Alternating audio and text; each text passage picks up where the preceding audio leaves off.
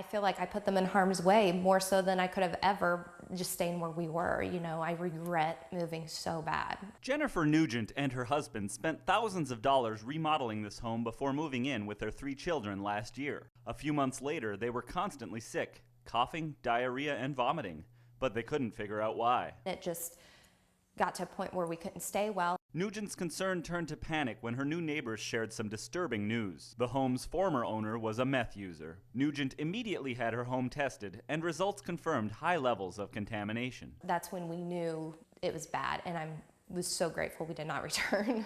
The Nugents moved out in March and are now working with a certified company that specializes in meth lab testing and cleanup. We're trying to put the family back together by putting the house back together. When making or smoking meth, nothing escapes contamination. A string of toxic chemicals saturates carpets, walls, ductwork, ceilings, and furniture, forcing cleanup crews to throw away just about everything before they thoroughly clean all surfaces. Exposure to even small amounts of those poisons can cause serious health issues, especially in small children. If you just think mold's bad, no, meth is worse. And mold's pretty bad. And asbestos, yeah, sure, but meth is up there. Authorities discovered more than 11,000 meth labs across the country last year, but say that represents only a fraction of the number of homes where meth is made or used. The police, they're trying to bust them all, but not everybody's busted. Sort of like this house, it wasn't busted, it's not on a list. Meth labs can be found anywhere. This is not a rural home problem.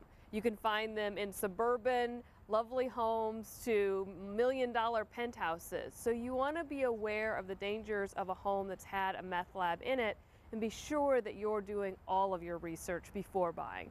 So what can you do to protect yourself? A simple way to get great information on a house you're considering buying is actually just to talk to the neighbors in the neighborhood. Knock on doors, introduce yourself as looking at the house down the street, and find out what you can. You'll be amazed at the information they may be able to provide you. My advice is, despite the condition of the home, just spend that extra $50 for your peace of mind to know that there is not meth in the house. The Nugents aren't sure if they'll ever return to the house. They've sued the seller and the home's listing agent for damages. That lawsuit is pending. Angie's List says disclosure regulations and decontamination laws vary by state, so make sure you do your research. If you suspect meth residue in your home, you can purchase a test kit for around $50. Decontamination jobs can cost up to $10,000.